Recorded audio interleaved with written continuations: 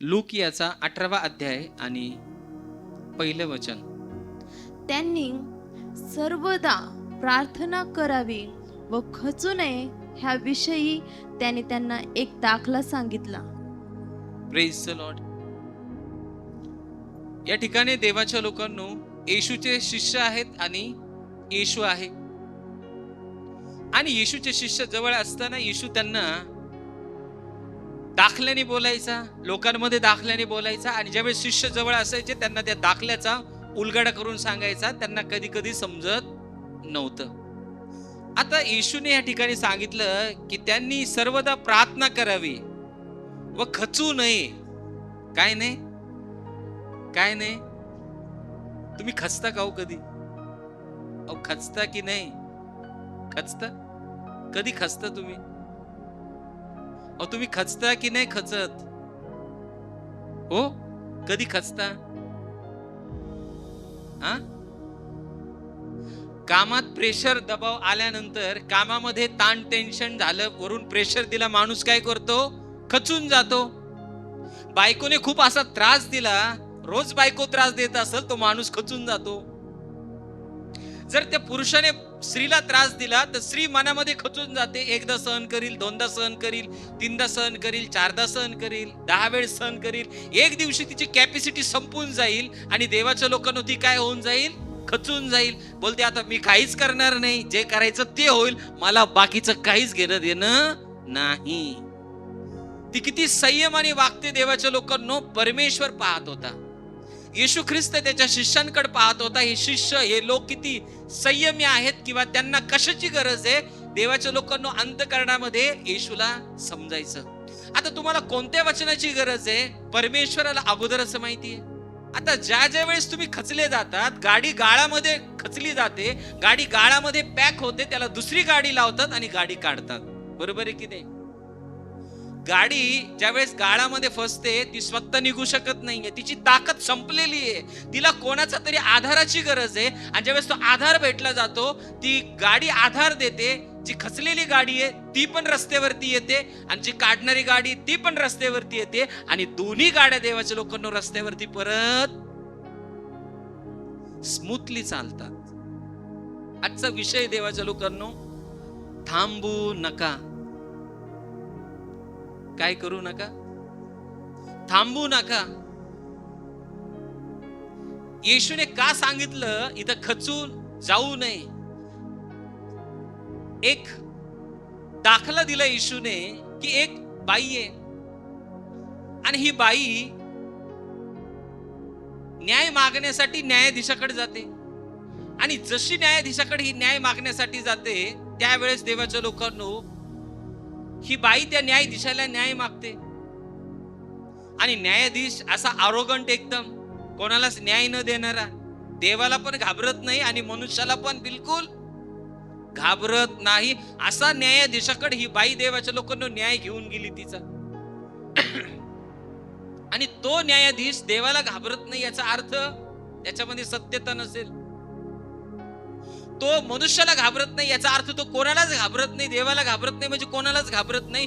तो काय एकदम देवाच्या सानिध्यात चालत नसेल, असा न्यायाधीशाकडे देवाच्या लोकांना ही बाई त्याचा न्याय घेऊन गेली. मग न्याय कसला पण असेल, तिच्या घरातला असेल, शेतीचा असेल, तिच्या वडिलांचा असेल, मिस्टरांचा असेल, सासू-सासऱ्याचा असेल, कसला पण न्याय ती घेऊन त्या न्यायाधीशाकडे गेली असेल. न्यायाधीश तिचा न्याय देवाच्या लोकांना करायला तयार नाहीये. कारण सगळ्यांना माहिती, याच्याकडे न्याय घेऊन गेल्यानंतर आपण कितीही वेळेस गेलो तरी हा काय न्यायाधीश न्याय करत नाही, आपल्याला परत घरी पाठवतोय. ही बाई एकदा गेली, दोनदा गेली, तीनदा गेली, चारदा गेली, पाचदा गेली, सहादा गेली, सातदा गेली. न्यायाधीश म्हणला येऊ द्या, किती वेळेस येतील बघतो मी, जेवढ्या वेळेस येईल तेवढ्या वेळेस इसको मैं रिटर्न ही भेज दूंगा. याची काय न्याय मी याला देणार नाही, किती वेळेस येऊ द्या. मी काय देवाला आणि मनुष्याला कोणालाच घाबरत नाही. किती वेळेस माझ्याकडे आली तरी मी रिटर्न पाठवायचे. ती जायची, ती न्याय मागायची, तो न्यायाधीश रिटर्न करायचा. ती जायची, परत न्याय मागायची, तुम्ही माझा न्याय करा, तो न्यायाधीश परत तिला रिटर्न करायचा. सगळ्यांना माहिती होतं हिला न्याय भेटणार नाही, कारण न्यायाधीशच असा आहे की कोणालाच न्याय देत नव्हता, तो फक्त टाइमपास करायचा. तुम्ही एकदा न्याय करायला गेले असताल त्याच्याकडे, समजा 2दा जाताल, 3दा जाताल, 4दा जाताल, 5दा, 6दा, 10दा, 15, 20, 30, आणि नंतर काय म्हणतात, जाऊ द्या आता, मला काय घेणं देणं नाही या केसचं, मला न्यायाची काहीच गरज नाहीये, मला काय घेणं देणं नाही, माझे काम धंदे सोडून, मी सगळं सोडून या न्यायाधीशाच्या पाठीमागे चालले, पण न्यायाधीश ऐकत नाही, मला काहीच घेणं देणं नाही. तुम्ही काय विषय काय करताल, संपून टाकताल, परत त्या न्यायाधीशाकडे जाणार नाही. पण ती बाई हुशार होती, तिला माहिती होतं माझा न्याय मला घ्यायचाय काही करून. तिला कितीही वेळेस लावला असेल तिच्या न्यायासाठी, त्या न्यायाधीशाने तिला न्याय दिला नसेल, पण ती रोज जायची, त्याच्या दालनात उभं राहायची. आता तुम्ही घरामध्ये आणि तुम्ही एक व्यक्तीचे पैसे घेतले आणि तो व्यक्ती रोज तुमच्या दारात येतोय, सकाळी आला की दारात, अरे मला पैसे गरज आहेत, म्हणते उद्या देईल. तो लगेच उद्या येतो, तुम्हाला बोलतो मला पैसे पाहिजे, म्हणते अरे माझ्याकडे पैसे नाही, तुला 10 दिवसांनी देईल. परत तो 10 दिवसांनी सकाळी येतो, उभा राहतो. असं करून करून करून देवाचे लोक, तुम्हाला वाटतोय हा कटळण आणि परत माझ्याकडे येणार नाही, पण तो कटळलेलाच नाही. तुम्ही जेवढ्या वेळेस सांगता तेवढ्या वेळेस देवाच्या लोकांना तुमच्या दारामध्ये त्याचे पैसे घ्यायला तयार आहे. शेवटी तुम्हीच कटाळताल, बोलतील बाबा याचे पैसे याला देऊन टाका, सकाळी माझी झोप मोडतोय, आला की उठवतोय, मला त्रास देतोय, माझ्या घरच्यांना त्रास देतोय, हा काय ऐकायला तयार नाही, आपण काय करा, याचे पैसे देऊन टाका. तशी ती बाई हुशार होती. एवढा त्रास दिला त्या न्यायाधीशाला, एवढा त्रास दिला, एवढा की ती न्याय मागायला माग फिरली नाहीये. तिला 100 वेळेस लावला असेल तरी देवाच्या लोकांनी ती न्याय मागायला न्यायाधीशाकडे चालत चालत जायची, बसायची आणि म्हणायची मला न्याय दिवशी. तो न्यायाधीश देवाला घाबरत नव्हता, मनुष्याला घाबरत नव्हता. तो न्यायाधीश एवढा त्रासून गेला, एवढा त्रासून गेला. बाई म्हणलं तुझा न्याय मी करतो, काय मला तुझे पेपर, काय ते डॉक्युमेंट्स दाखव. आणि देवाच्या लोकांना त्या न्यायाधीशाने, जो देवाला घाबरत नव्हता, मनुष्याला घाबरत नव्हता, त्या न्यायाधीशाने त्या विधवेचा न्याय केला देवाच्या लोकांना. विधवा थांबली का हो न्याय घेण्यासाठी? विधवेला 1 वेळेस थांबवायचा प्रयत्न केला, 2 वेळेस, 3 वेळेस, 10 वेळेस, 100 वेळेस, कितीतरी वेळेस विधवेला थांबवायचा प्रयत्न केला, पण विधवा बिलकुल थांबायला तयार नाही. विधवा डायरेक्ट देवाच्या लोकांनो, जोपर्यंत मला न्याय भेटत नाही तोपर्यंत ती थांबली नाही. तुम्ही थांबता की नाही, हा माझा प्रश्न. तुम्ही थांबता की नाही? तुम्ही एक गोष्ट तुम्ही येशूकडे मागत आहात कितीतरी वर्षापासून, पण एक स्टेप तुमच्या जीवनामध्ये येते, तुम्ही असं म्हणता आता जाऊ द्या, मला काय, मी काय मागत बिगत नाही, द्यायची असेल तो देईल, नाही द्यायची नाही द्यायची, मला याची काही घेणं देणं नाहीये, मी माझ्या रस्त्याने परत जसं चाललोय तसं चाललोय. जर तो अन्यायी न्यायाधीश त्या स्त्रीला न्याय देऊ शकतो, तर देवाच्या लोकांना तो तुमचा देव आहे, तो तुमचा न्याय का करणार नाही? तुम्ही ज्या गोष्टी तुम्हाला मागतात तुम्हाला का देणार नाही? तो ज्या उत्तमातल्या उत्तम गोष्टी त्यांच्या मुलांना तो का देणार नाही? तो देणार, पण तुम्ही मागायचं थकून जाता. समजते की नाही? पण येशूने त्याच्या शिष्यांना सांगितलं, ती बाई न्याय, जो न्यायाधीश करू शकत, देवाला भीत नाही, मनुष्याला भीत नाही, अशाकडून तिने न्याय करून घेतला. का? आता त्या बाईकड येशूने दाखला देतानाच देवाच्या लोकांना, त्याच्या शिष्यांना सांगितलं की तुम्ही प्रार्थनेत काय करा, सर्वदा प्रार्थना करा. काय करा? सर्वदा. एक गोष्टीसाठी तुम्ही सातत्याने प्रार्थना करत आहेत, त्या गोष्टीमध्ये तुमचं काय? सातत्य म्हणजे काय? सातत्य म्हणजे ती गोष्ट देवाच्या लोकांनो तुम्ही रोज करणार, म्हणजे करणार.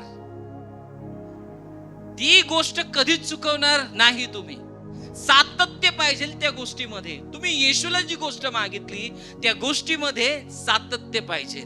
आणि जर तुमच्या गोष्टीमध्ये सातत्य आहे, रोज तुम्ही ती गोष्ट येशूला मागतात, ही रोज बाई न्यायासाठी तिच्या जीवनामध्ये सातत्य आहे.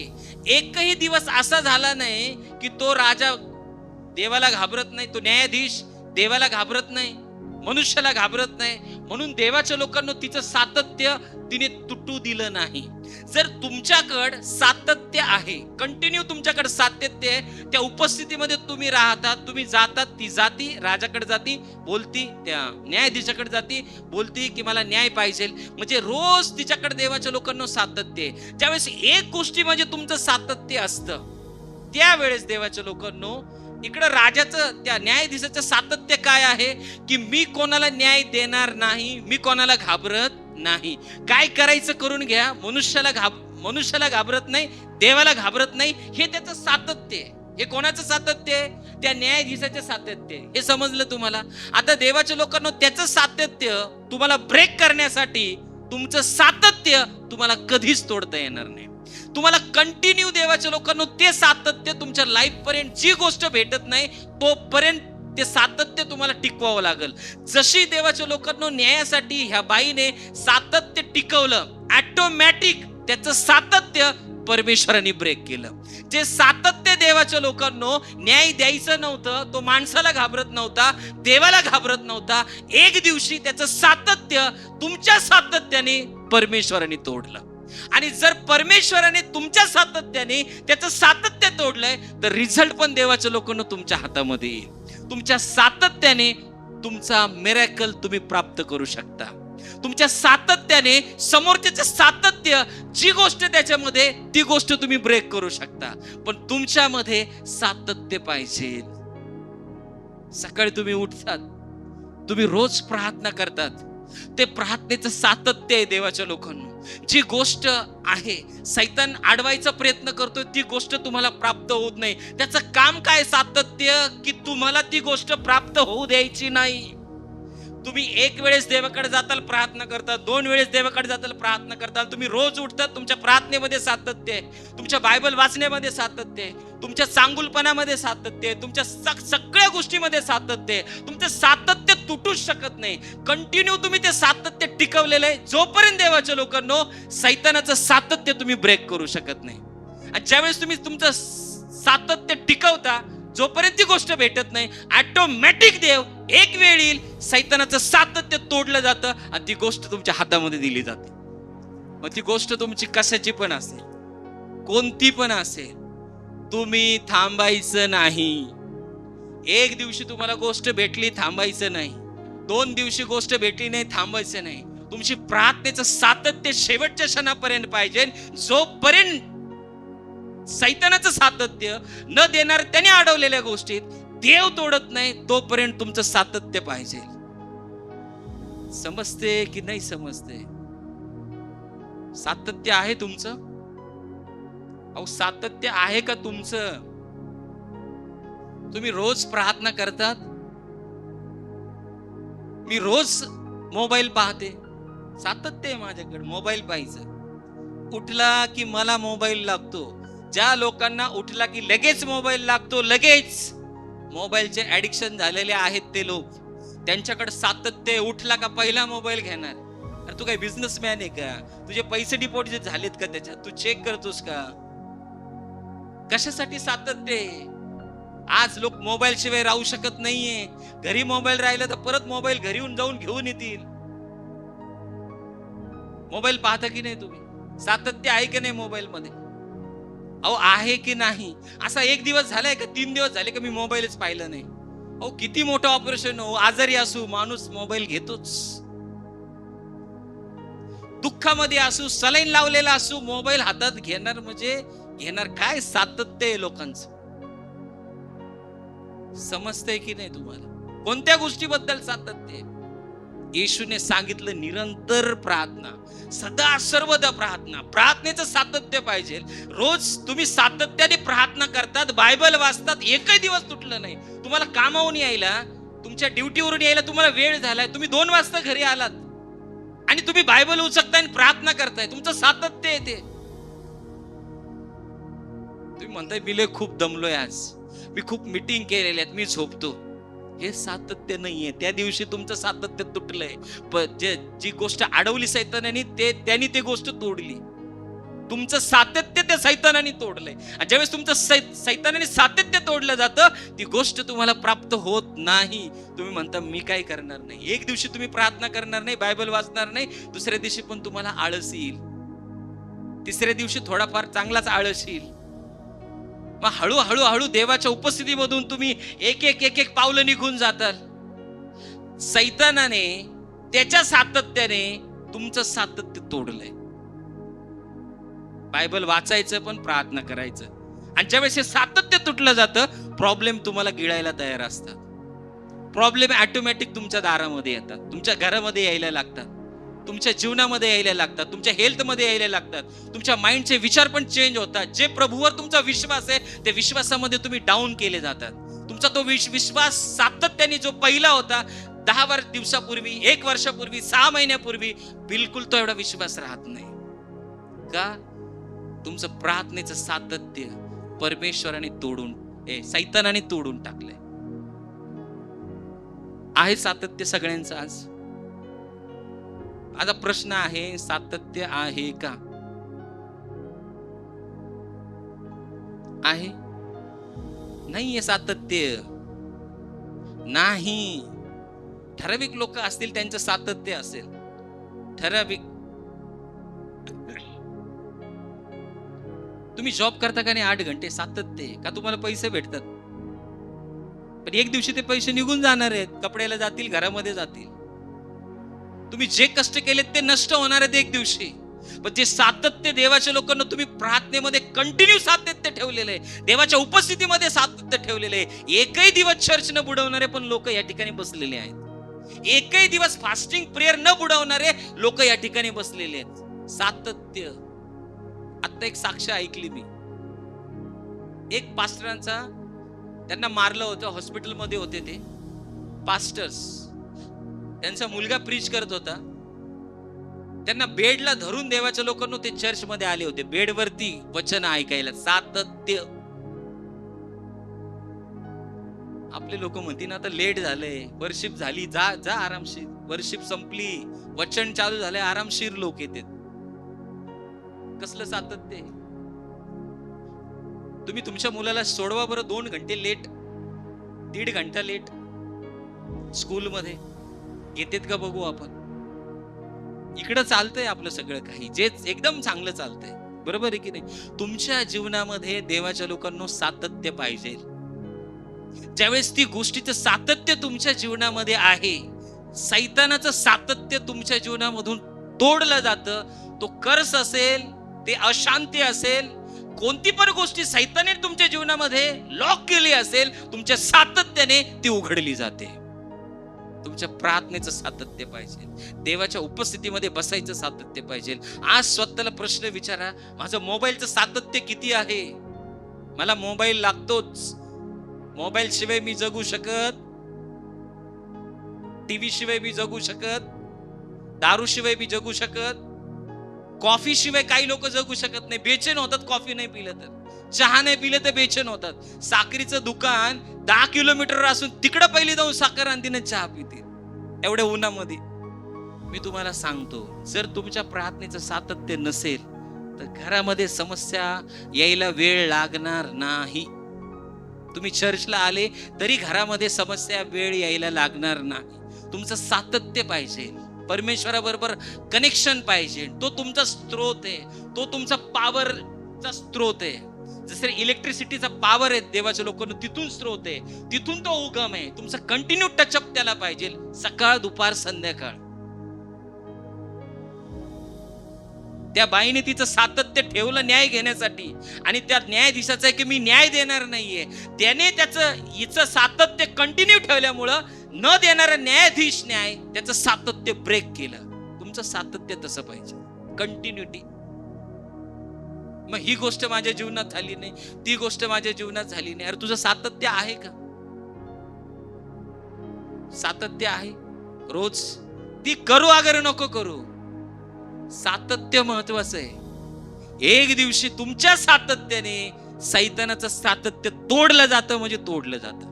तुमच्या पाठीमागाला लागलेलं सैतान त्याला ब्रेक केलं जातं, म्हणजे केलं जातं. कारण तुम्ही सातत्याने प्रभूशी कनेक्टेड आहात.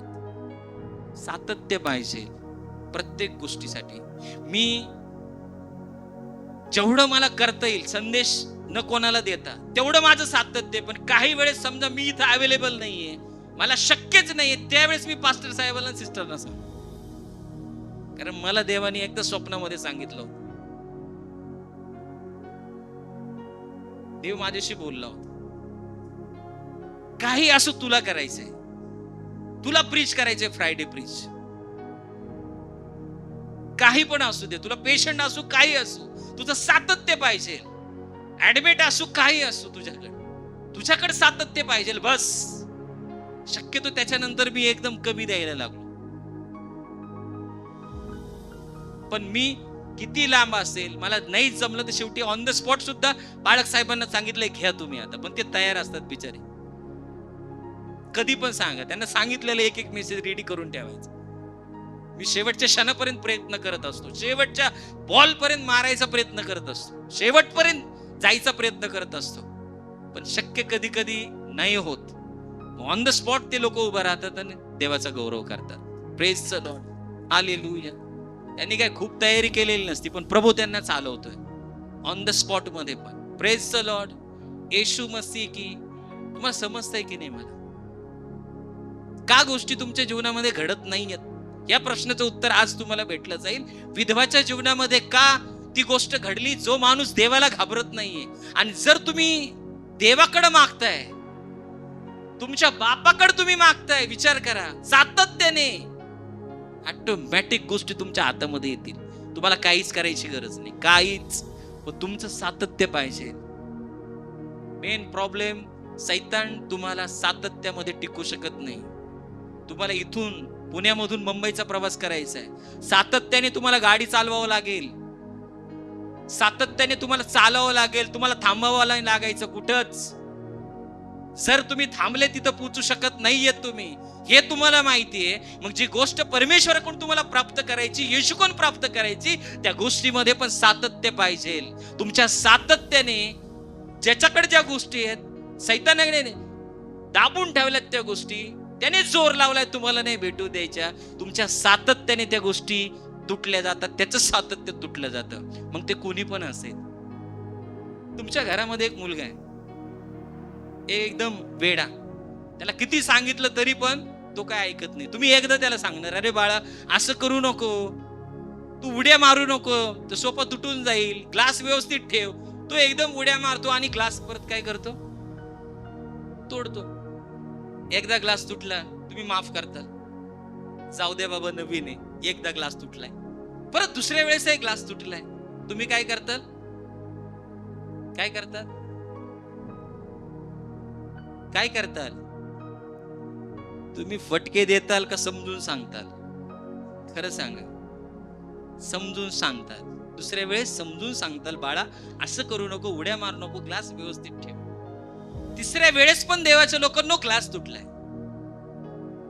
काय करता? फटके. काय फटके? फटके असे फटके देताल का परत त्याच्या हातात ग्लास दिसला नाही पाहिजे, तू अजिबात ग्लासाच्या जवळ दिसला नाही पाहिजे. तू दिसला का तुला फटकेच. आणि तो बिचारा ग्लास घेऊ का नको, घेऊ का नको टेन्शन मध्ये येतो. तरी पण त्याची डेअरिंग होती, एक दिवशी ग्लास घेतो, परत ग्लास फुटला जातो. मग पुढं पुढं काय करता तू?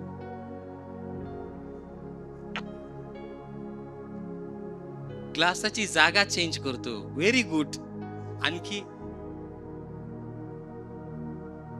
तुम्ही त्याला एकदा माफ केलंय, दोनदा माफ केलंय, तीनदा माफ केलंय, 14 माफ केलंय, 5 वेळेस माफ केलंय, 6 वेळेस माफ केलंय, 7 वेळेस माफ करतोय, तरी तो चुका करतच राहतोय. तुम्ही माफच करत राहिलात, पण एक दिवशी माणसाचा संयम सुटला जातो. आता मी माफ करणार नाही, याला फटके देणार म्हणजे देणारच. तुम्ही त्याला माफ करत नाही. त्याच्या सातत्य ग्लास तोडायचं त्याने कंटिन्यू केलंय, पण तुमच्या माफीचं सातत्य त्याने तोडून टाकलंय, हे तुम्हाला कळलं नाही. समजले तुम्हाला? त्याने ग्लास तोडायचं सातत्य कंटिन्यू केलंय, त्याच्यामध्ये डिस्कनेक्ट नाही केलं त्याने, पण तुमचं माफीचं सातत्य तोडून टाकलंय. काय फायदा झाला तुम्ही 4 वेळेस माफ करून? तुमचं माफीचं सातत्य, त्याला माफ करायचं सातत्य शेवटच्या क्षणापर्यंत पाहिजे, मरूपर्यंत पाहिजे, की मी माफ करून टाकील, प्रभू त्याला सांभाळून घेईल, प्रभू त्याचं करेल. आणि ज्यावेळेस तुम्ही सातत्याने त्याला माफ करता, एक दिवशी असं होईल, तो ग्लास तोडणारा बनणार नाही, तो ग्लास जोडणारा बनेल. तो तुमचं घरातलं सांभाळ फेकून देणारा नाही बनत, तो घरात आणणारा बनेल. तो तुम्हाला त्रास देणारा नाही बनन, तो तुम्हाला आनंद देणारा बनवेल. तो तुम्हाला वाईट गोष्टीने बोलणार नाही, तो तुम्हाला माफी मागल, कारण तुम्ही माफीचं सातत्य तुमच्या जीवनापर्यंत शेवटपर्यंत टिकवलंय. आणि ज्यावेळेस सातत्याने तुम्ही माफी करता, त्याच्या वाईट चुकी एक दिवशी ब्रेक केल्याच जातात. ते काही पण असू द्या, खोटं बोलणं असू द्या, व्यभिचार असू द्या, त्याच्यामध्ये ज्या गोष्टी आहेत एक दिवशी त्या ब्रेक केल्याच जातील, कारण तुम्ही कंटिन्यू माफ केलेलं आहे. शेवटच्या क्षणापर्यंत तुमच्या माफीचं सातत्य तुम्ही तोडलेलं नाही, त्याला एक दिवशी तुटावं लागेल. काय करावं लागेल? आज 4, 5, 6, 7, 8 वेळेस माफ करून सातत्य तुटलं जातं. तो तोडतो, त्याच्या चुका तुमचं माफीचं सातत्य तोडतात, तुम्हाला देवाच्या उपस्थितीमधून बाहेर नेतात. का? त्याच्या चुका. पण तुम्ही कंटिन्यू माफ करत राहिले ना, त्याचं सातत्य तो देव तोडणार आहे, त्याच्या चुकांचं सातत्य देव तोडणार आहे. तुम्हाला फक्त माफच करत राहायचंय, माफच. बायबलमध्ये 770 वेळा माफच लिहिलंय, कारण त्याला तुम्हाला वाचवायचंय, त्याला तुम्हाला ब्रेक करायचंय, त्याच्या चुका तुम्हाला ब्रेक करायच्यात. तुमच्या माफीमुळं त्याच्या चुका ब्रेक होतील. पण त्याला तुम्ही कंटिन्यू माफ नाही केलं, तो आणखी देवाच्या लोकांनो तुमचं सातत्य तुटलंय, तो आणखीच वाईट चुकीच्या गोष्टीमध्ये पडत पडत पडत जाईल, आणि एवढा पडत जाईल तो परत कधीच उठणार नाही. ज्या लोकांना देवाचा स्वभाव भेटला जातो, देवाचा स्वभाव, ते कंटिन्यू माफ करतात. माफ देवाचा स्वभाव त्यांच्यामध्ये, भले 1-2 मिनिटासाठी रागवतील ते, पण देवाचा स्वभाव त्यांच्यामध्ये, ते माफ करतील. त्यांना माहिती मला याला वाचवायचं, याला मला नरकात नाही टाकायचं, देवाची इच्छा हा नरकात नाही जाऊ, म्हणून देव कंटिन्यू शेवटच्या क्षणापर्यंत माफच करत राहतो. त्याचं सातत्य एक दिवशी तुटलं जातं आणि तो व्यक्ती स्वर्गामध्ये येतो, तो नरकामध्ये जात नाही. मग आपलं तुटलंय काय? आपलं सातत्य आहे का? आपलं सातत्य आहे का? प्रार्थनेचं सातत्य आहे का? माफ करायचं सातत्य कंटिन्यू आहे का आपल्यामध्ये? तुम्ही चुकत नाहीत का? चुकता की नाही चुकत तुम्ही? मला सांगा, एकही व्यक्ती असा नाही तिथं चुकत नाही. चुकतात, बायबल माहिती असून चुकतात, बोलण्यामध्ये चुकतात, करणीमध्ये चुकतात, कधी सडनली खोटं बोललं जातं, चुकतात. परत आपण परमेश्वराला माफ करतो. देव तुम्हाला म्हणतो का? नाही, आता तुला माफ केले नाही, तुला सगळं माहिती होतं, बायबल माहिती होतं, सगळं माहिती होतं, सगळं माहिती होतं, तुला माफ नाही. अरे देवाच्या मनामध्ये माफीचं सातत्य आहे, तुमच्यामध्ये देवाचा स्वभाव आहे, तुमच्या मनामध्ये पण कंटिन्यू माफीचं सातत्य तुमच्यामध्ये पाहिजे. आणि जे लोक माफीचं सातत्य तुमच्यामध्ये, त्यांच्या गोष्टी कधीच तुटल्या जात नाही. सैतान त्यांच्या घरातलं तुटला जातो, वाईट गोष्टी तुटल्या जातात, समस्या तुटल्या जातात,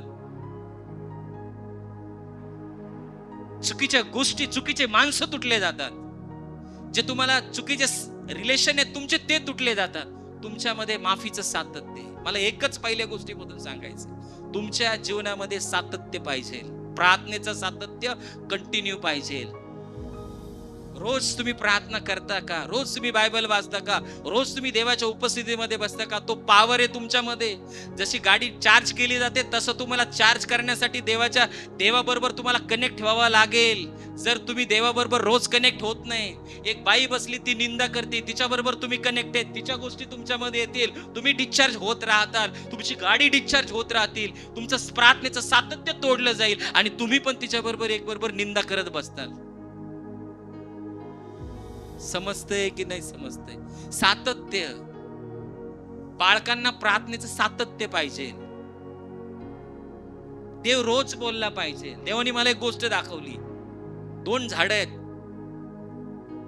एक कुंडी आहे आणि त्या कुंडीमधले दोन्ही झाडं वाळलेत. एक झाड मी स्पष्ट पाहिलं, पूर्ण वाळलेलं, एकदम जसा पाला पाचोळा असतो तसं ते मुळासकट वाळून गेले. काय कर देव सांगतो याच्यासाठी? अरे प्रार्थना कर, हे पूर्ण वाळलं गेले, तू झोपा का काढतोस?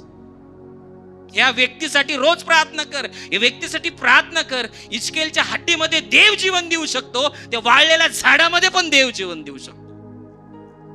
तू प्रार्थना कर, सातत्य ठेव, आणि एक दिवशी तो व्यक्ती परत प्रभूमध्ये येईल, परमेश्वराच्या सामर्थ्याने भरेल, अभिषेकाने भरेल. समजतंय की नाही समजतंय? मग समजले पहिली गोष्ट, आज नंतर सुरू करतात. थकले तरी पण बायबल वाचतात, ऑपरेशन झालं तरी पण बायबल वाचतात, प्रार्थना करताल, सलाईन लावलं तरी पण प्रार्थना करतात, बायबल घेतात.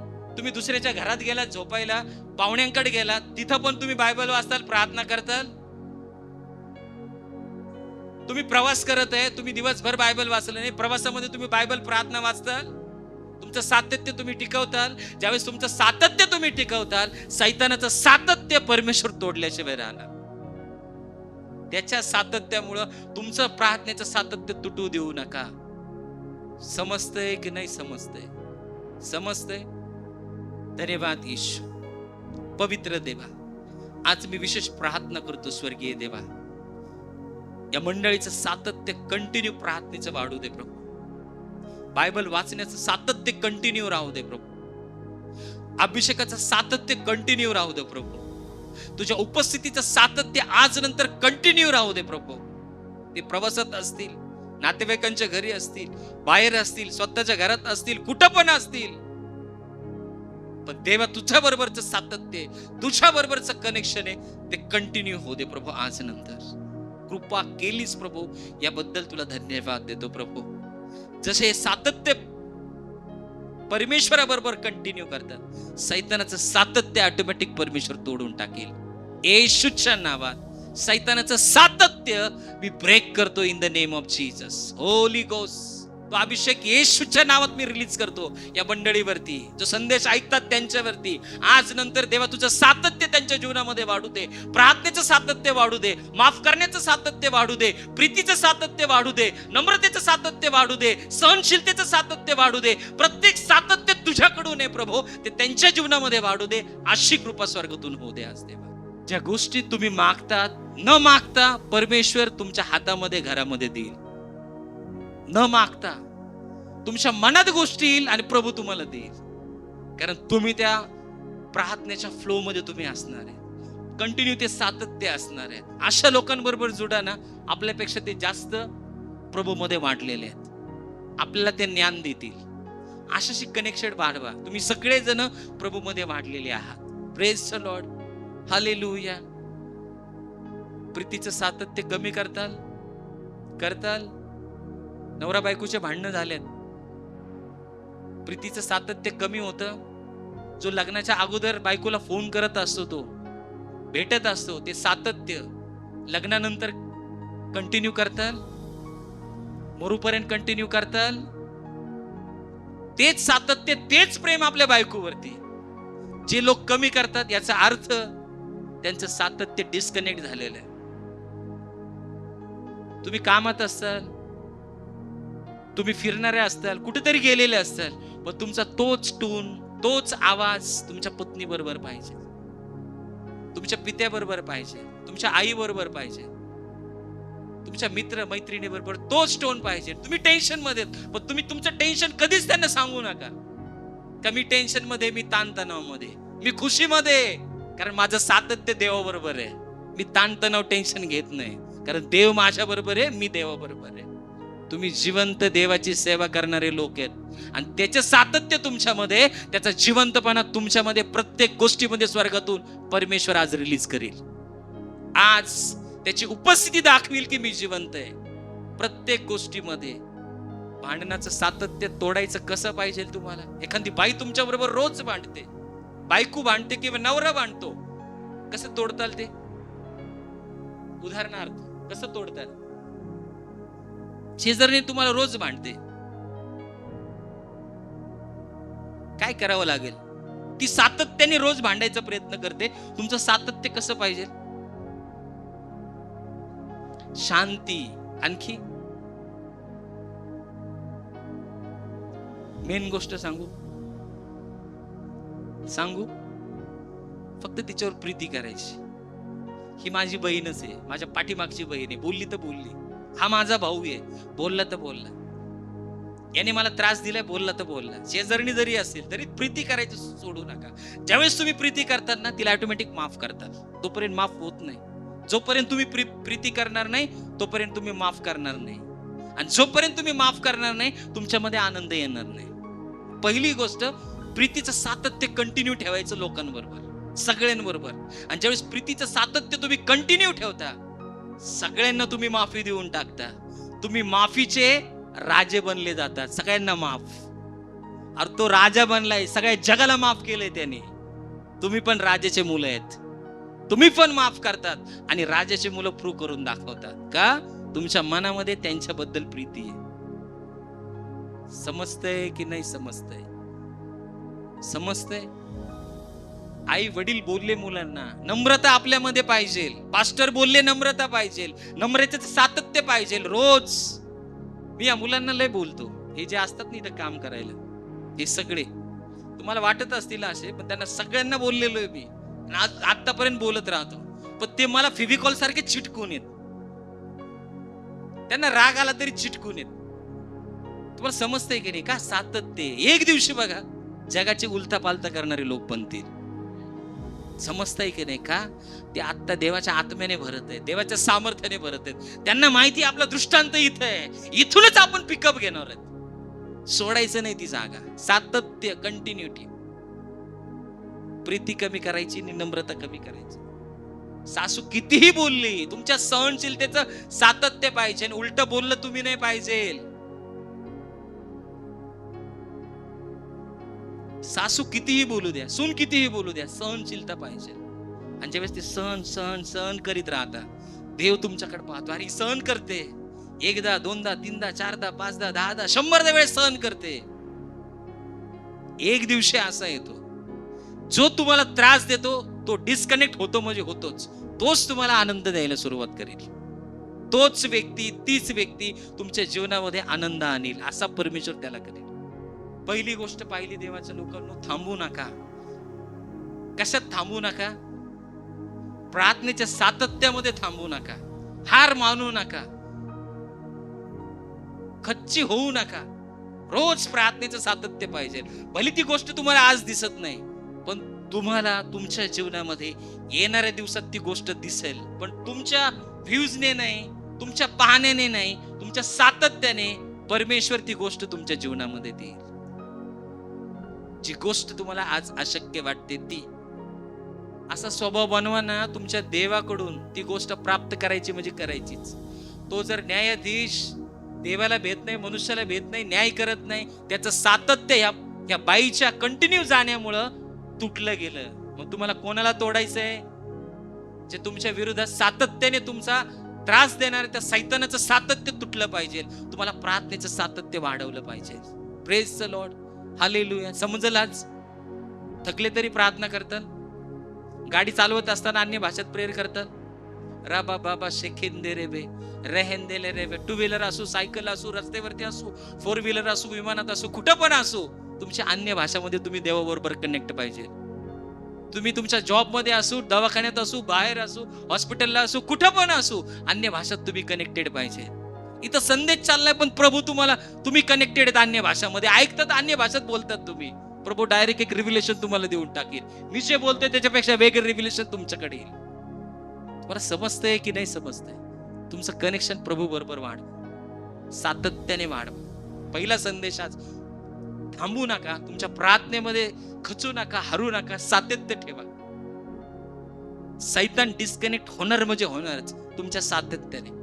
तो तुटला जाणार म्हणजे जाणारच. मग ते व्यसन असू, काही पण असू, तुमच्या जीवनातून तो प्रॉब्लेम तुटला जाणार. तुमचं सातत्य पाहिजे. नाही तर आलाय 2 महिन्यातून, आलाय 15 दिवसातून, 6 महिन्यातून, कसलं सातत्य? काही सातत्य नाही. सातत्य every day. Lord I will come. ज्यावेळेस तुम्ही देवाकडे येताल, देवा मी येणारच आहे, देवाला भेटणार आहे. देव तुमच्यासाठी काहीतरी वेगळं ठेवलेलं असतंय प्रत्येक संडेला. प्रत्येक संडेला ते तुम्ही कॅच करायला पाहिजे. सैतान दूर तर येऊ देणार नाही. त्याला माहिती इथं गेला हा फ्री होणार आहे, हा परत सातत्य करणार आहे. मग याला एका बाजूला घ्या आणि धोपटून टाका. मनात काहीतरी विचार सैतानाचे, असं करू नका. पहिली गोष्ट पाहिली, थांबू नका तुमच्या प्रार्थनेच्या सातत्यामध्ये, प्रीतीच्या सातत्यामध्ये थांबू नका, नम्रतेच्या सातत्यात थांबू नका, माफ करण्याच्या सातत्यात थांबू नका. कंटिन्यू तुम्ही त्या सातत्यात जगायला शिका. निर्गम याचा 14वा अध्याय आणि 15वं वचन. मग परमेश्वर मोशेला म्हणाला, माझा धावा करीत काय बसलास? इस्रायल लोकांना सांग की पुढे चला. या ठिकाणी देवाच्या लोकांनो, देवाने इस्रायल लोकांना मिसर मधून बाहेर काढले. आत्ताचा जो मिसर देश आहे, इजिप्त माहितीये, इजिप्त, त्या इजिप्त मधून, त्या काळचा मिसर, तिथून बाहेर काढलंय. आता तिथं समुद्र आहे तांबडा, आणि देवाच्या लोकांना ते तांबडा समुद्रासमोर आलेत आणि त्यांनी पाहिले की पाठीमागून राजाचं पूर्ण सैन्य त्यांना मारायला आलंय. तुम्ही ऐकता का? नीट ऐका, तर रिव्हिलेशन कळेल. पूर्ण राजाचं सैन्य मारायला आलंय, सैन्य मारायला, आणि पुढं तांबडा समुद्र आहे. आता तुम्ही येत उभा राहिला तिथं, पुढं समुद्र आहे, पाठीमागून तुम्हाला तो राजा पकडायला आलाय आणि परत घेऊन जाणार आहे. तुम्ही थांबला तिथं आता, आणि ज्यावेळेस तुम्ही थांबले जाताना, पुढे ज्यावेळेस तुम्हाला काहीच दिसत नाही, आता मार्गच नाहीये, पुढे समुद्र आहे, पाठीमागून जो मार्ग आहे त्या मार्गावर शत्रू आहे, तो शत्रू आता पाठीमागे गेलो तर काय करील? आपल्याला मारून टाकील. मग मनात काय विचार येतात? तुमच्या मनामध्ये काय विचार येतील ते मला सांगा. पुढे समुद्र आहे, रस्ता नाहीये, पाठीमागच्या रस्त्यावर तुमचा शत्रू आहे आणि तो शत्रू तुम्हाला मारायला तयार आहे. तुम्हाला उभा केले समुद्र समोर, पाठीमागून शत्रू आलाय, तुम्ही काय करणार? काही नाही, आम्ही समुद्रात उडी मारू.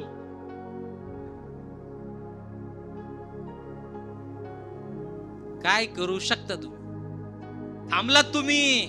एक स्टेप जीवनामध्ये येते, दुसऱ्या स्टेप मध्ये आपण पाहणार आहेत. एक स्टेप जीवनामध्ये अशी येते की आपल्याला वाटतं आता थांबावं, सातत्य बंद करावं, कारण पुढे रस्ता दिसत नाही. आता मी तुम्हाला सांगितलं, प्रार्थनेचं सातत्य पाहिजे पहिल्या गोष्टीमध्ये. दुसऱ्या गोष्टीमध्ये, प्रार्थनेचं सातत्य असताना अशी गोष्ट तुमच्या जीवनामध्ये झाली की पुढं समुद्र आहे, पूर्ण पॅक झालेला आहे, पाठीमागे रस्ता आहे, पण रस्त्यामध्ये तुमचा शत्रू आहे. मग तुम्ही काय करताल? आता तुम्हाला थांबावंच लागेल. इथं काय करताल? ही जर गोष्ट तुम्हाला समजली तर देवाकडून अशक्य गोष्टी तुम्ही शक्य आज करायला तयार होता. ज्या तुम्हाला अशक्य वाटतात त्या गोष्टी ऑटोमॅटिक शक्य केल्या जातात. ही दुसरी गोष्ट तुम्हाला समजली तर बोला, काय वाटतं तुम्हाला? वेळ कमी आहे आपल्याला, फटाफट बोला. रस्ता नाहीये, थांबलात तुम्ही. मी तर सांगितलं आता थांबायचं नाही. काय करावं लागेल?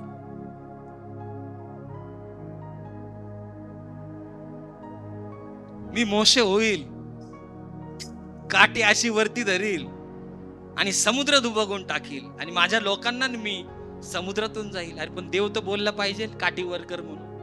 तू बळच काठी का वर करशील? सरेंडर कधी व्हायचं नाही, कधीच व्हायचं नाही. इथं तर माणूस घोटाळा करतो. हा घोटाळा आज आपण पाहणार आहेत. समजलं का? सैतान घोटाळा करतो. सरेंडर व्हायचं सैतानाकून आहे. शत्रू समोर सरेंडर व्हायचं सैतानाकून आहे. तुम्ही देवासमोर एकदा सरेंडर झालात, बस सगळे जग तुमच्या समोर सरेंडर व्हायला पाहिजे. आता शत्रू तुमच्या समोर सरेंडर व्हायला पाहिजे. तुम्ही कोणासमोर सरेंडर व्हायला नाही पाहिजे. एकदा येशू बरोबर सरेंडर झालात तुम्ही, बात खतम. परत कधीच तुम्हाला सरेंडर व्हायची वेळ येणार नाही. आता विचार करा, पुढे समुद्र आहे, मी इथं आहे, पाठीमागून शत्रू आलेत. आता मी इथं उभा आहे आणि मी पुढं पाहिलंय. ज्यावेळेस मला रस्ता दिसत नाहीये ना, हा रस्ता जो फक्त पाणी दिसतंय, मला रस्ता दिसत नाही. आणि ज्यावेळेस मला रस्ता दिसत नाही ना, त्यावेळेस देवाच्या लोकांनो पूर्ण ब्लँक मनुष्य होतो, पूर्ण ब्लँक. काय करावं त्याला कळत नाही, काहीच करावं कळत नाही. आणि ज्यावेळेस त्याला काही करावं कळत नाही, त्यावेळेस ऑटोमॅटिक जिकडून रस्ता आहे ते विचार त्याच्यामध्ये यायला लागतात. जिकडून रस्ता आहे तिकडून. आता पुढे रस्ता नाहीये, रस्ता फक्त पाठीमागूनच आहे, पण पाठीमागून पण काय आहे? सैतान येतोय. आता विचार काय आलेत, आपण पाठीमाग पाहिलंय तुम्ही, रिटर्न पाठीमाग रस्ता आहे, रिटर्न जायचा. ज्यावेळेस तुम्ही पाठीमाग पाहणार ना, तुम्हाला तुमच्या जुन्या गोष्टी आठवणार. जुन्या गोष्टी, ज्या जुन्या गोष्टी तुम्हाला परत जुन्या मोडवरती घेऊन जातील. जुन्या गोष्टीकडे तुम्ही वळताल, कारण रस्ता पुढे दिसत नाहीये. ज्यावेळेस ट्रॉफिक होते, ज्यावेळेस आपल्याला रस्ता सापडत नाही, पण रस्ता ज्यावेळेस आपल्याला छोटीशी 2 व्हीलर असते आणि छोटा रस्ता असतो, आपण ऑटोमॅटिक काढत काढत काढत पुढे जातो, आपण पाठीमागे जात नाही. पण जे लोकांना कळतं नाही यार, पाठीमागून तिकडे एक रस्ता आहे, पुढे पूर्ण ब्लॉक झालेला आहे, आपल्याला परत पाठीमागे जावं लागेल, त्यांना मेमरीमध्ये आठवतं की आता इथं थांबण्यात मजा नाही, आपण परत पाठीमागे गेलं पाहिजे आणि त्या रस्त्याने परत दुसऱ्या रस्त्याने जायला पाहिजे. त्यांचा वेळ सैतानाकडे जाईल, टाइमपास होईल, त्या वेळात ते लोक पोहोचले जाणार नाही. ज्यावेळेस तुम्हाला रस्ता दिसत नाही ना, त्यावेळेस देवाच्या लोकांनो, पाठीमाग पाहू नका. पहिली गोष्ट, काय करू नका, तुम्हाला थांबायचंच नाहीये. जर तुम्ही थांबले त्या जागेवरती, तुम्हाला जुन्या गोष्टी आठवतात. या लोकांना जुन्या गोष्टी आठवल्या का? आम्ही चांगले खात होतो, आम्ही चांगले पित होतो, आता काय रानात आम्ही मरायला आलोत काय, आम्ही तिथं मेलो असतो, आम्ही तिथं गुलाम झालो असतो. म्हणजे जुन्या गोष्टी ज्यावेळेस तुम्हाला आठवल्या जातात ना, त्यावेळेस देवाच्या लोकांनो, तुम्ही रस्ता बंद करता तुमच्यासाठी. काय करता? रस्ता बंद करता. तो रस्ता तुमच्यासाठी आता उघडणार नाही. तुम्ही तिथून परत पहिल्या आयुष्यात चाललात. जो व्याभिचार सोडलाय आणि तुम्ही इथं थांबलात, आता परत तुम्हाला व्याभिचार करूशी वाटतोय, तुम्ही परत व्याभिचारामध्ये जाणार. पण तुम्हाला माहितीये इथं एकच रस्ता आहे, पुढे जायचंय मला, रस्ता दिसत नाही. मग काय करावं लागेल आता? या ठिकाणी थांबायची तर गरज नाहीये. देव मोशेला म्हणाला, काठी घे आणि उंच करून काय कर, समुद्रावर उगर. त्याचे 2 भाग होतील आणि तुम्ही कोरड्या भूमीतून जाताल. जसे तुम्ही रस्त्यात आत्ता पाठीमागे चाललात, तसेच तुम्ही पुढे कोरड्या भूमीमध्ये जाणार आहेत. तुम्ही पाण्यातून जाणार नाहीयेत. पाणी तुमच्यासाठी दोन्ही बाजूला दुबकलं जाईल, मध्ये कोरडा रस्ता केला जाईल. कधी? ज्या वेळेस तुम्ही पाठीमागे पाहणार नाहीत, ज्या वेळेस तुम्हाला जीवन जुनं आठवणार नाही, त्यावेळेस देवाच्या लोकांनो, तुम्हाला परमेश्वर बोलेल त्या ठिकाणी. आता मोशेला बोललाय, तुमच्यासाठी थांबू नका, काहीतरी परमेश्वर तुमच्यासाठी करेल.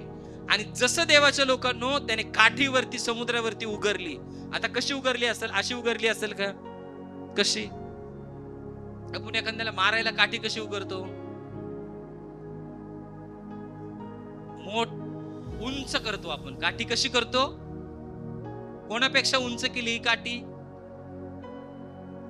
जे तुमच्या डोक्यामध्ये जुने विचार आलेत की आपण पाठीमागे जाऊ, गुलामी करू, वाईट गोष्टी जशा तशा करू, इथं रस्ता दिसत नाही, त्या गोष्टींपेक्षा देवाचे विचार तुमच्या जीवनामध्ये उंच झाले पाहिजेत.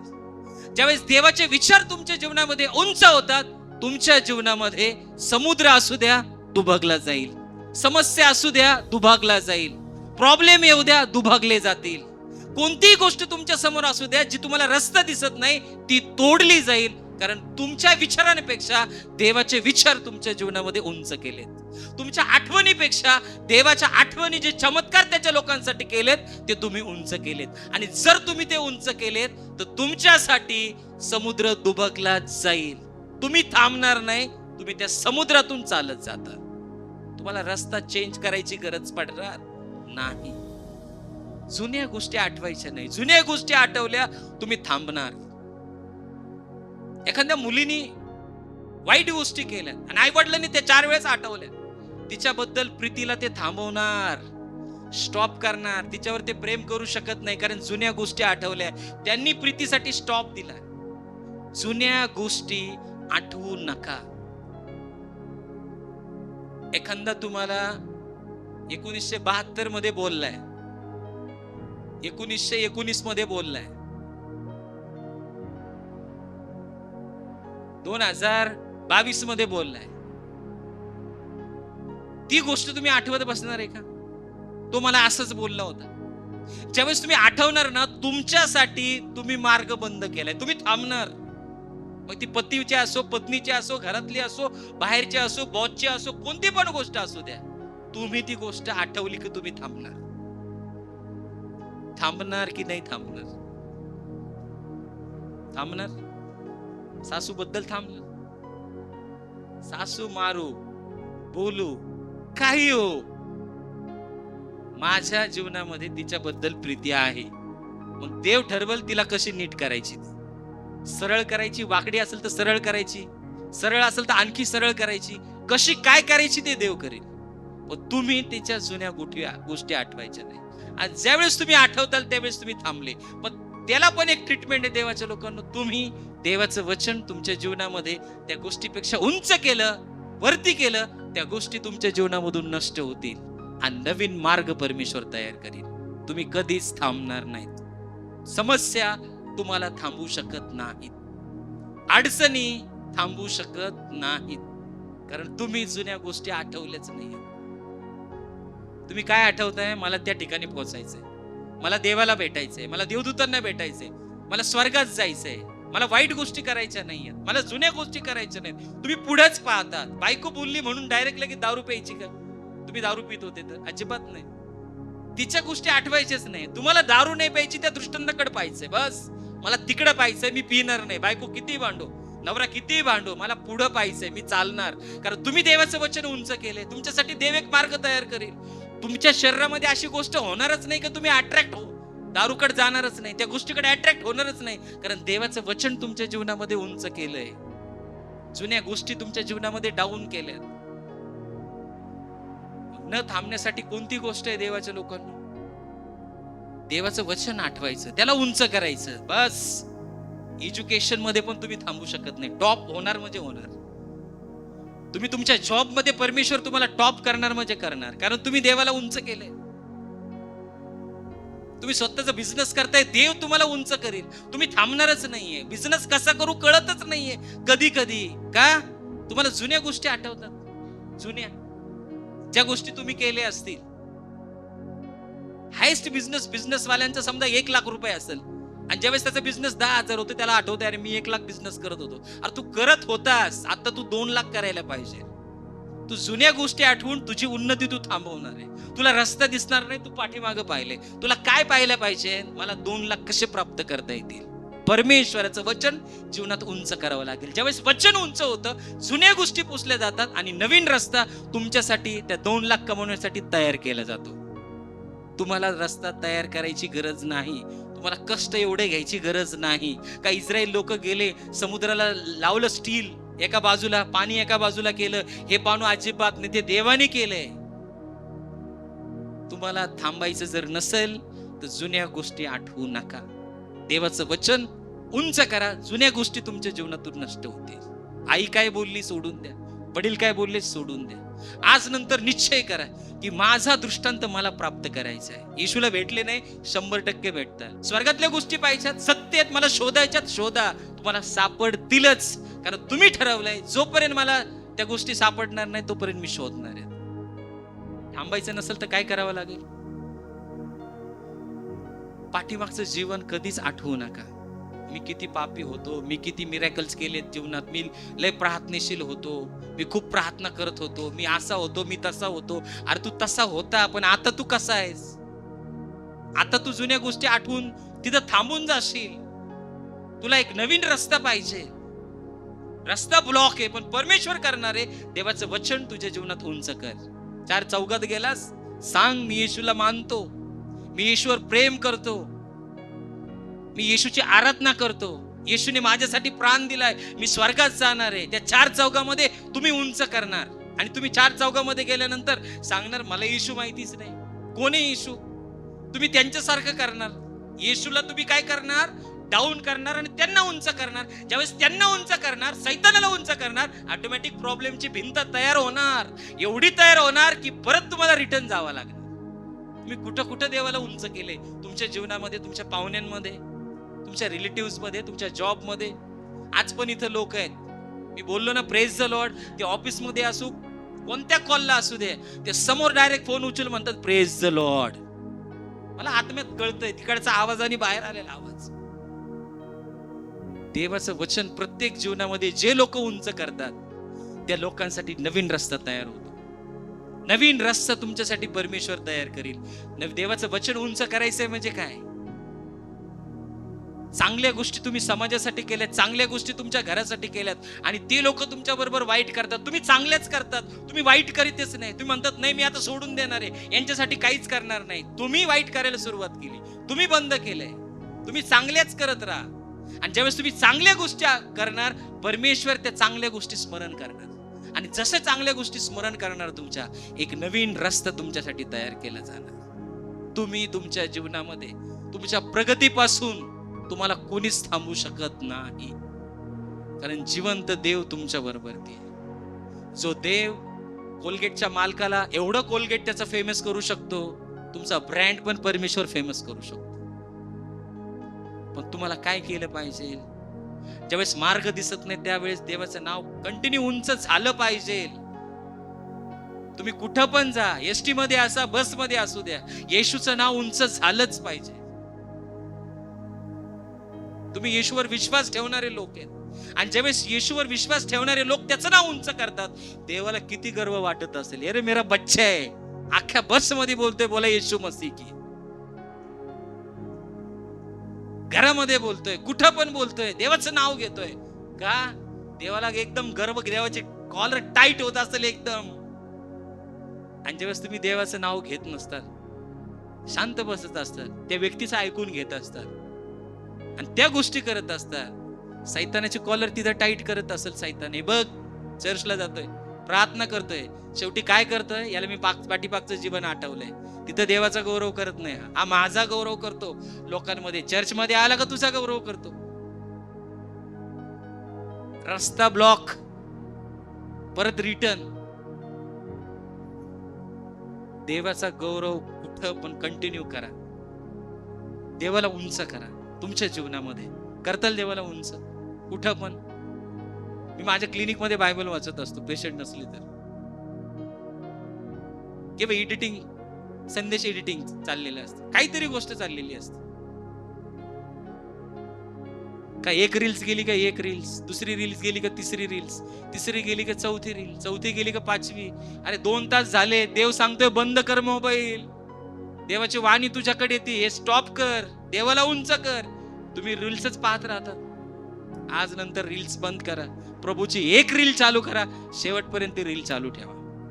जुना स्वभाव यायला वेळ लागत नाही. जर तुम्ही देवाचं वचन उंच नाही केलं तर, देवाचं वचन डाऊन केलं तर जुना स्वभाव तुमच्यामध्ये येईल. परत तुम्ही रागवताल, परत तुम्ही बोलताल, परत वाईट गोष्टीमध्ये पडताल. म्हणून जुना स्वभाव तुमच्यामध्ये येऊ देऊ नका, जुन्या आठवणी तुमच्यामध्ये येऊ देऊ नका. Praise the Lord. दुसऱ्या गोष्टीतून एक गोष्ट आपल्याला पाहायला पाहिजे, काय? देवाचं वचन तुमच्या जुन्या गोष्टीपेक्षा तुम्ही उंच करायला पाहिजे. आणि ज्यावेळेस तुम्ही उंच करताल देवाचं वचन, देवाच्या लोकांनो, तुमच्यासाठी एक नवीन रस्ता तयार केला जाईल. आज तुमच्या सगळ्यांसाठी, हा संदेश ऐकणाऱ्यांसाठी, जो तुम्हाला रस्ता दिसत नाही, तो रस्ता आज परमेश्वर स्वर्गातून तुमच्यासाठी करत आहे. जो इस्रायल लोकांसाठी केला, तो तुमच्यासाठी करेल. दुसरी गोष्ट समजली तुम्हाला? दुसरी गोष्ट, ज्यावेळेस तुम्ही जुन्या गोष्टी आठवणार, पाठीमागच्या रस्त्यावर जाणार, प्रभूचं वचन उंच करणार, जुन्या गोष्टी निघून जाणार, नवीन रस्ता तुमच्यासाठी तयार होणार. तुम्ही थांबणार नाहीत. ज्यावेळेस रस्ता दिसत नाही त्यावेळेस मनुष्य थांबावाच लागतं, त्याच्या गाडीला ब्रेक मारावाच लागतं. पण ज्यावेळेस देवाचं वचन उंच करणार, गाडीला ब्रेक मारायची गरज पडणार नाही. तुमची गाडी स्वर्गाकडे एकदम फुल स्पीड मध्ये चालत राहील. तुमच्या गाडीला कुणीच अडू शकत नाही. मत्ती याचा 21वा अध्याय 21व वचन. येशूने त्यांना उत्तर दिले, मी तुम्हाला खचित खचित सांगतो, तुमच्या ठाई विश्वास असला व तुम्ही संशय धरला नाही तर अंजिराच्या झाडाला केल्याप्रमाणे तुम्ही कराल. इतकेच नाही तर ह्या डोंगरालाही तू उपटून समुद्रात टाकला जा असे म्हणाल तर तसे होईल. एकदा येशू ख्रिस्त वाटेने चाललाय, त्याला भूक लागली आणि त्याने पाहिले एक अंजिराचं झाड आहे, आणि त्याला वाटलंय अंजिरा झाडाकडे फळ असतील. जसं तुम्हाला आता सीझन मध्ये वाटतं, आंब्याच्या झाडापासून चालले का आंबे असतात, त्याला वाटतंय तुम्हाला काय भेटेल?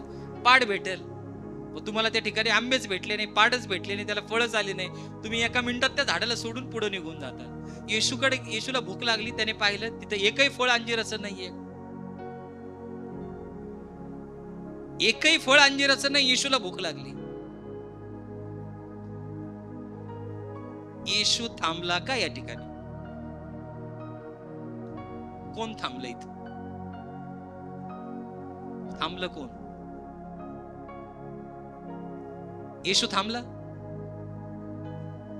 इथं थांबलं कोण? झाड फळ द्यायचं थांबलंय. कोण थांबलंय? ते काय फळ देत होतं का? फळच देत नव्हतं ते. फळ द्यायचं थांबलं म्हणतात. कोण थांबलंय इथं? आता सिंपल आहे, फास्ट घेऊ जरा. ऐक रिव्हिलेशन. येशूला भूक लागली, अंजिराचं झाड आहे, तिथं फळ नाहीये. येशू डायरेक्ट म्हटलं नाही. काय म्हटलं नाही? ए चल अंजिराच्या झाडा, आता तुला फळ नाहीये, तुला शाप देतो मी, तुला नष्ट करतो. येशू काय म्हटलं त्या ठिकाणी? तुला कधीही फळ नाहीये, एवढंच बोलला येशू. येशू म्हटला अंजिराचं झाड वाळून जाओ. येशू म्हटला या अंजिराच्या झाडाला मी शाप देव. येशू एकच शब्द बोलला की तुला फळ कधी नाही येवो. जे झाड असतं देवाच्या लोकांनो, ते झाड ज्यावेळेस तुम्ही लावता ते जमिनीत जातं, ते बीज फुटतं, वरती थोडा कोंब येतो, खाली त्याला मुळे येतात, झाड वरती वाढतं, त्याला खोड येतं, फांद्या येतात, फांद्या आल्यानंतर त्याला मोठं झाड होतं, त्याला फुलं येतात, फुलं आल्यानंतर काय होतं? त्याला फळं येतात. म्हणजे झाडाचा शेवट कुठं आहे? एंड पॉइंट कुठं आहे? फळ. झाडाचा शेवट कुठं आहे? एंड पॉइंट फळ. समजलंय आता? आता एंड पॉइंट झाडाचा फळ आहे. आता ज्या झाडाची फळ येण्यासाठी ज्या गोष्टी जमिनीत आहेत त्या जमिनीमध्ये आहेत, त्या झाडाने खेचून घ्यायच्या फक्त आणि काय करायच्या? फळ द्यायचं. ज्या गोष्टी त्या झाडाला लागतात त्या झाडाने जमिनीमध्ये प्रत्येक झाडाला ठेवलेत. असं आहे का या झाडाला एवढ्या कमी गोष्टी, त्या झाडाला जास्त आहेत? सगळ्या जमिनीमध्ये त्या लेवलच्या त्या गोष्टी फळ येण्यासाठी तयार आहेत. पण देवाच्या लोकांना या झाडाने काय केलं? जी इच्छा फळ येण्याची, फळ येण्यासाठी जी इच्छा लागती ती इच्छा पूर्ण न करता त्यांनी काय केलं? झाडाने स्वतःची इच्छा पूर्ण केली. मला काय लागतंय? कॅल्शियम लागतंय, बस मी फक्त कॅल्शियमच ओढल. मला काय लागतंय? गुलाबजामू खायला लागतात, मी जमिनीमधून गुलाबजामूच वडील. म्हणजे त्याला जी इच्छा आहे देवाच्या लोकांना जमिनीमध्ये येऊन ती फक्त इच्छा पूर्ण केली, आणि ती इच्छा पूर्ण केल्यामुळं त्याला फळ आलं नाही. समजलं इथपर्यंत? इथपर्यंत समजलं? आता झाडाने जर देवाची इच्छा पूर्ण केली असती तर झाडाने काय केलं असतं? स्वतःची इच्छा पूर्ण केली नसती. ज्या गोष्टी फळ येण्यासाठी लागतात त्या ऍब्सॉर्ब केल्या असत्या, त्या ओढल्या असत्या, आणि फळं आली असते, फुलं आली असते, आणि फळं आली असते. म्हणजे एंड प्रोडक्ट काय झालंय देवाच्या लोकांनो? फळ. काय झालंय? फळ. आता वाचा परत, येशूने काय सांगितलंय? येशूने त्यांना उत्तर दिले, मी तुम्हाला खचित सांगतो, तुमच्या ठाई विश्वास असला, तुमच्या ठाई विश्वास असेल व तुम्ही संशय धरला नाही, तुम्ही संशय धरला नाही, तर अंजिराच्या झाडाला केल्याप्रमाणे तुम्ही कराल. अंजिराच्या झाडाला जसं केलंय आता तसं काय होईल? तुम्ही पण कराल. इतकेच नाही तर ह्या डोंगरालाही तू उपटून समुद्रात टाकला जा असे म्हणाल तर जर कसे तुम्ही होईल? डोंगराला म्हटले इथून निघून जा, समुद्रात टाकला जा, तरी तसं होईल. पण तुमच्या ठाई काय पाहिजे? विश्वास. जर तुमच्यामध्ये देव जे सांगतोय तेच तुम्ही गोष्ट करतात, तुम्हाला वाटतंय मला टीव्ही लावावी, नाही करत तुम्ही. तुम्हाला वाटतंय मित्राबरोबर पार्टी करावी, त्या लोकांमध्ये बसावं, वाईट गोष्टी, वाईट गप्पा, वाईट त्या मुलींचे नाद, व्याभिचार, या गोष्टी तू म्हणतात मला नाही करायचं. ही देवाची इच्छा नाहीये. देवाची इच्छा आहे मी बायबल वाचावं, प्रार्थना करावं, देवाच्या उपस्थित राहावं, माझ्या मुखातून एकही वाईट गोष्ट येऊ नये. मग तुम्ही काय करतात? तुम्ही फक्त देवाची इच्छा तुमच्या जीवनामध्ये, म्हणजे तुम्ही काय करतात? मित्रात जात नाही, तुम्ही वाईट गोष्टी करत नाही, तुम्ही दारू पेत नाही, लोकांसारखे पिक्चर पाहत नाही, तुम्ही फिरत नाही, तुम्ही टाइमपास करत नाही, तुम्ही लोभ धरत नाही, वाईट गोष्टी तुमच्या जीवनामध्ये नाही. जी देवाची इच्छा आहे तीच तुमच्या जीवनामध्ये येते. आणि ज्यावेळेस तुमची देवाची इच्छा तुम्ही तुमच्या जीवनामध्ये पूर्ण करतात, तुमच्यामध्ये देवाचं वचन आलंय, ते वचन हळूहळू वाढलंय, आणि जसं ते वचन वाढायला लागतंय देवाच्या लोकांनो, एक दिवशी त्या वचनामध्ये विश्वासाचं फळ येऊन तयार होतं. काय तयार होतं? एंड पॉइंट वचनाचा काय आहे? विश्वास. देवाला तुमच्यामध्ये विश्वासाचं फळ पाहिजे. देवाला भूक लागली विश्वासाची तुमच्यामध्ये. येशू ख्रिस्त वधस्तंभावरती आहे, सगळे पळून गेलेत, पेत्र पळून गेलाय, सगळे पळून गेलेत. येशूला विश्वासाची तहान लागली आणि तो म्हणतोय मला तहान लागली. आणि लोक देवाच्या लोकांना त्याला काय देतात? आम देतात. येशूला विश्वासाचं फळ तुमच्यामध्ये दिसलं पाहिजे. विश्वासाचं फळ. तुम्ही प्रॉब्लेम मध्ये आहेत, तुमच्या खिशात पैसेच नाहीयेत, हप्ता भरायचा आहे, खूप टेन्शन ताणतणाव मध्ये आहेत, तुम्ही चुकीच्या गोष्टी करून पैसे कमवू शकत नाहीये, तुम्ही गुडघ्यावर येताल, तुम्ही प्रार्थना करताल, परमेश्वर ही माझी समस्या आहे, ही माझी समस्या आहे, याच्यातून मला काढ. तुम्ही कोणत्या बाबाकडे जाणार नाही, बाईकडे जाणार नाही, वाईट गोष्टीमध्ये तुम्ही पडणार नाही, वाईट गोष्टी करून पैसे कमवणार नाही. नाहीत माझ्याकडे पैसे, माझा देव मला देईल. तुम्ही गुडघ्यावर येणार, प्रार्थना करणार. तुम्ही फक्त तुमचा विश्वास तुमच्या देवावर ठेवणार. 1 दिवस, 2 दिवस, 3 दिवस, 1 महिना, 2 महिने, 1 वर्ष, 2 वर्ष, 3 वर्ष, 10 वर्ष, 15 वर्ष, 20 वर्ष, 25 वर्ष तुमच्यामध्ये देवाला कंटिन्यू विश्वासाचं फळ दिसतंय. त्याच्यामध्ये संशयाचं फूल तयार झालेलं त्याला दिसतच नाहीये. याच्या मनात कधी संशय आला नाही माझ्याबद्दल, वचनाबद्दल, मी करू शकत नाही, असं त्याला फूल तयार झालेलं त्या झाडामध्ये कधीच दिसलं नाही. संशयाचं फूल कधीच तयार झालं नाही. फक्त येशूला विश्वासाचे फळ दिसतात. अरे इकडून एक विश्वासाचं फळ, तिकडून एक विश्वासाचं फळ. या समस्यामध्ये येशूच्या वचनाबरोबर ती टिकली, तो या समस्येमध्ये येशूच्या वचनावरती टिकलाय. तो थांबला नाही. प्रत्येक गोष्टीमध्ये विश्वासाचं फळ प्रत्येक फांदीला त्याने तयार केले. प्रत्येक झुडपामध्ये कंटिन्यू विश्वासाचे फळ लागलेत तुमच्या 25 वर्षामध्ये. आणि ज्या लोकांची प्रगती तुमच्या बरोबर ती खूप प्रमाणात झाली, त्या 25 वर्षानंतर प्रभू तुम्हाला क्षणात हजारो पटीने त्यांच्या समोर पुढे नेऊन घेऊन जाईल. क्षणात. कारण तुमच्यामध्ये विश्वासाचे फळ लागलेले प्रभूला दिसले. त्याची भूक तुम्ही भागवली. आणि जर तुम्ही त्याची भूक भागवली तर परमेश्वर तुम्हाला त्यांच्या पुढं, समाजाच्या पुढे असतील, मित्रमैत्रिणी असतील, जॉब मध्ये असतील, बिझनेस मध्ये असतील, क्षणात परमेश्वर तिथपर्यंत लिहून जाईल. पण तुमचा विश्वास टिकतो का? विश्वास, संशय, प्रभू करील का नाही, करील की नाही करील प्रभू, संशय विश्वासामध्ये, होईल की नाही होईल. फळ यायच्या अगोदरच त्या झाडाला संशयाचं फूल आलंय. आणि ज्यावेळेस संशयाचं फूल त्या झाडामध्ये येईल, देवाच्या लोकांनो, ते झाड कधीच विश्वासाचं फळ प्रभूला देऊ शकत नाही. कारण संशय आणि विश्वास एकत्र नाही राहू शकत. सैतानाचं हेच टॅग आहे, सैतानाची हेच इच्छा आहे, यांनी माझं ऐकावं त्या कंडिशन मध्ये, संशय निर्माण करावा. आणि जसं संशय निर्माण होईल तुमच्यामध्ये, तुम्ही विश्वासापासून दूर जाताल. परमेश्वरात तुमच्यामध्ये विश्वासाचं दिसणार नाही. तुम्ही म्हणणार नाही ही गोष्ट परमेश्वर नाही करू शकत, नाही करून तो नाही करणार, तुझ्यासाठी नाही करणार, पण माझ्यासाठी करणार, या मंडळीसाठी करणार. ती तुझ्यासाठी नाही करू शकत, तुझ्यामध्ये तो विश्वास नाहीये, पण माझ्यामध्ये विश्वास आहे, तुषार ब्रदर मध्ये विश्वास आहे, या मंडळीमध्ये विश्वास आहे, सिस्टरांमध्ये विश्वास आहे, पास्टर साहेबांमध्ये विश्वास आहे. जे विश्वासू लोक विश्वासू फळांनी भरलेले आहेत आणि येशूची भूक भागवतात. प्रत्येक गोष्टीमध्ये त्यांची इच्छा परमेश्वर पूर्ण करेल. कारण तुम्ही विश्वासाचं फळ प्रभूला चाललंय. ज्या गोष्टी तुम्हाला दिसतात आता अशा वाटतात की या गोष्टी बदलू शकत नाही, पण प्रभू आपला खूप पॉवरफुल आहे. तुमचा विश्वास पाहिजे, तो गोष्टी सगळ्या बदललेल्या दिसतील तुम्हाला, परिस्थिती चेंज झालेली दिसेल तुम्हाला. जी गोष्ट असते तुम्हाला प्रतिकार दिसतोय त्या गोष्टीमध्ये, तीच गोष्ट सकारात्मक झालेली दिसेल तुम्हाला. जी गोष्ट देवाला आवडत नाही, तुम्हाला आवडत नाही, ती गोष्ट बदललेली असेल. कारण तुमच्यामध्ये विश्वासाचं फळ आहे. तुम्ही थांबले नाही शेवटच्या क्षणापर्यंत. तुमच्या जीवनामध्ये विश्वासाचं फळ देण्यासाठी कधीच थांबू नका.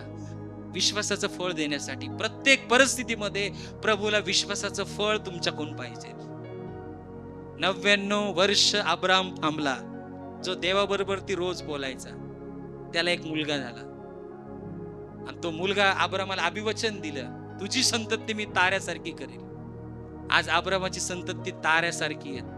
हजारो वर्ष झालेत अब्रामाचं राम पिढ्यानपिढ्या चाललंय. तुमचं पण नाव पिढ्यानपिढ्या परमेश्वर चालवेल. कारण तुम्ही ठरवलंय प्रभूला विश्वासाचं फळ द्यायचं. आम्ही थांबणार नाहीत. संशयाचं फूल कधीच तयार होऊ देऊ नका. Praise the Lord. ज्या दिवशी संशयाचं फूल तयार होईल त्या दिवशी तुम्ही थांबलात. फळ द्यायच्या गोष्टी तुमच्यातल्या थांबतील, चमत्कार थांबतील, देवाची उपस्थिती थांबेल. तुम्ही बघताल पण गोष्टी घडणार नाही, कारण संशय तुमच्या मनामध्ये निर्माण झालाय. जगातली कोणतीही परिस्थिती चेंज करायला तो देव आहे.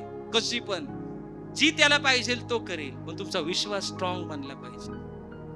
बनवताल विश्वास स्ट्रॉंग का थांबतात? तुमच्यामध्ये कोणते फळ दिसले पाहिजे? कशाचे कशाचे कशाचे? तुम्हाला त्रास होतोय, खूप त्रास होतोय तुमच्या शरीरात, पण त्या शरीरामध्ये त्रासामध्ये पण परमेश्वराला विश्वासाचं फळ तुम्ही दाखवतात. नाही देवा, मी माझ्या नवऱ्याला सोडून जाणार नाही, त्रास होतोय मला, मी सोडणार नाही. विश्वासाचं फळ तुमच्यामध्ये, तुमच्या परिवाराला तुम्ही सोडत नाही.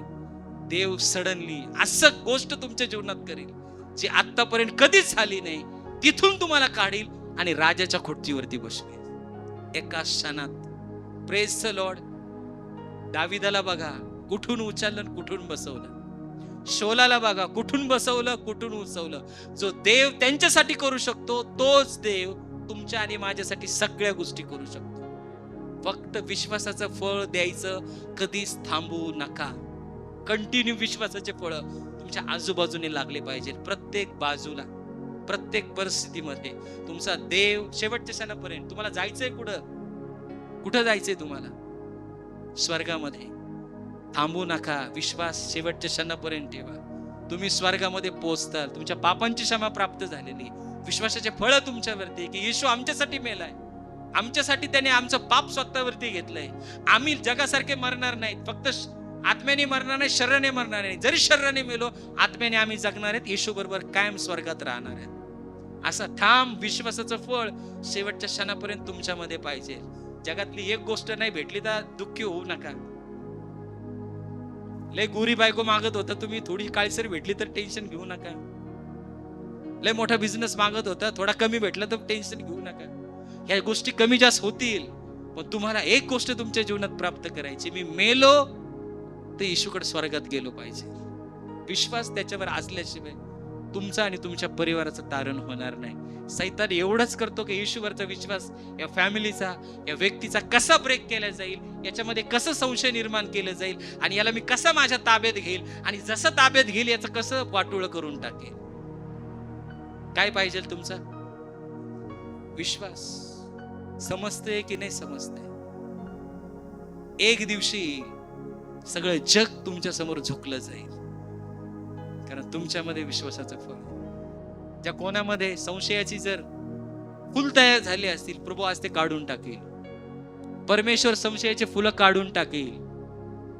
ज्या लोकांमध्ये दुविधा अवस्था आहे, करू की नको करू, परमेश्वर एकच रस्ता देईल, एकच मार्गावरती चालायला ठेवेल, आणि तुम्ही विश्वासाचे फळ देता. ज्यावेळेस तुम्ही एखाद्या गोष्टीसाठी प्रार्थना करता आणि ती गोष्ट तुम्हाला भेटत नाही, त्यावेळेस माणूस दुःखी होतो. होतो की नाही? होतो की नाही? होतो की नाही? होतो. 100% कधीच व्हायचं नाही. तुम्हाला विश्वास पाहिजे, ही गोष्ट प्रभू माझ्यासाठी करणार. प्रभू तुमच्यापेक्षा खूप मोठा दूरदृष्टिकोन परमेश्वराकडे. तुमची एक लेवल असते, कॅपॅसिटी असते, तुम्ही त्याप्रमाणे मागता. पण परमेश्वराच्या कॅपॅसिटी प्रमाणे मागायला गेलात तर परमेश्वराच्या कॅपॅसिटी सारखा तुमचा विश्वास पाहिजे. तुमचा विश्वास कमी असेल आणि परमेश्वराची कॅपॅसिटी जास्त असेल, ते मॅच होणार नाही. तुम्ही मागता एक हांडाभर पाणी आणि येशूकडे जाता एक बॉटल घेऊन, कसं बसेल त्या बॉटल मध्ये? तुमचा विश्वास 2 हांड्याचा पाहिजे. एकदा एक पास्टर्स होते, त्यांचं मुलांचं ऍडमिशन चुकलं शाळेमध्ये, नर्सरी मधलं. ती डेट गेली, त्यांना कळलंच नाही. त्यांची मुलगी त्या स्कूलमध्ये होती. त्यांनी फॉर्म भरला असता, ऍडमिशन लगेच भेटलं असतं, पण ते वर्ष तसेच गेलं. करोनाचा काळ त्यामध्ये.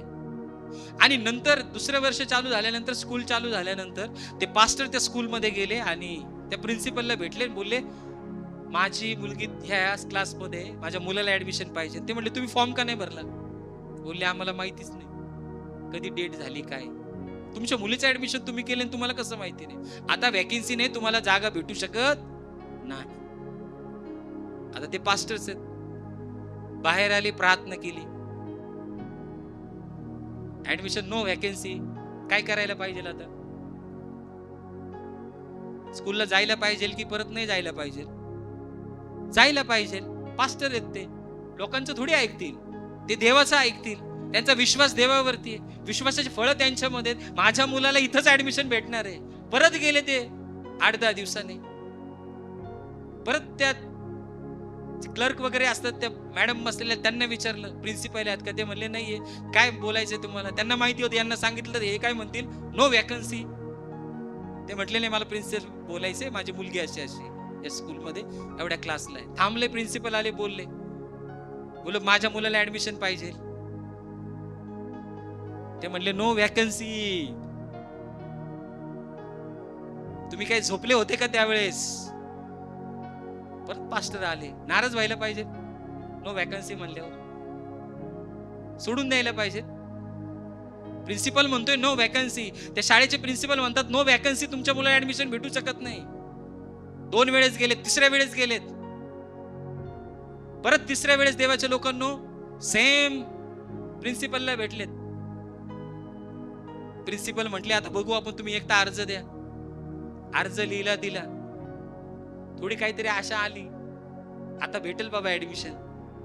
परत 4थ्या वेळेस गेलेत, परत प्रिन्सिपल कडे गेलेत. प्रिन्सिपलने देवाच्या लोकांना सांगितलं परत नो वॅकन्सी. बोले आता काही लवकर जायचंच नाही, थोडं उशिरा जाऊ, स्कूल सुरू झालेलं आहे. परत 15-20 दिवसांनी गेलेत. 5व्या वेळेस गेलेत, प्रिन्सिपलला भेटलेत, परत प्रिन्सिपलने सांगितलं नो वॅकन्सी. आता 5 वेळेस एक व्यक्ती त्याच्याकडे जातोय, कंटिन्यू सांगतोय तो नो वॅकन्सी. तिथं जायला पाहिजे की दुसऱ्या स्कूलचा विचार करायला पाहिजे? त्या ठिकाणी पास्टर नसते, नॉर्मल माणूस असता, त्याने दुसऱ्या स्कूलचा विचार केला असता. पण त्यांचा विश्वास देवावरती आहे, दुसऱ्या स्कूलचा विचार नाही, ह्या स्कूलमध्ये पाहिजे. काही पण कारण ह्या स्कूलमध्ये पाहिजे. देवाने सांगितलं ह्या स्कूलमध्ये पाहिजे ना ऍडमिशन, बात खतम. 6व्या वेळेस गेलेत, परत प्रिन्सिपलला भेटलेत. प्रिन्सिपल म्हणतात नो वॅकन्सी. तुम्ही थांबायचं नाही, जोपर्यंत ऍडमिशन होत नाही तोपर्यंत, जोपर्यंत तुम्हाला गोष्टी भेटत नाही तोपर्यंत तुम्ही आज नंतर थांबायचं नाही. समोरचं तुम्हाला नो म्हणू, काही म्हणू, तुमचा देव काय म्हणतो हे तुम्हाला महत्वाचं आहे. बस 7व्या वेळेस गेले, प्रिन्सिपलला बोललेत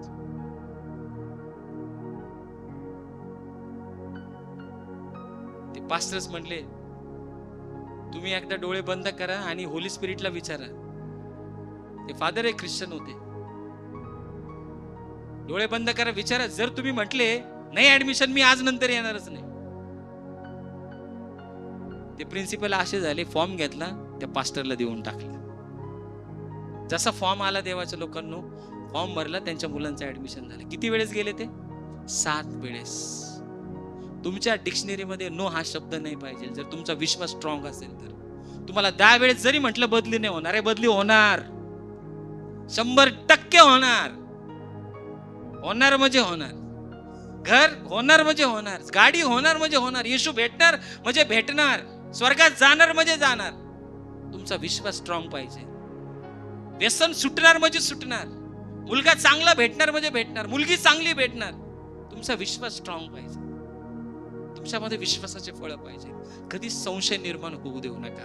जर संशय निर्माण झाला का तुम्ही थांबलेच.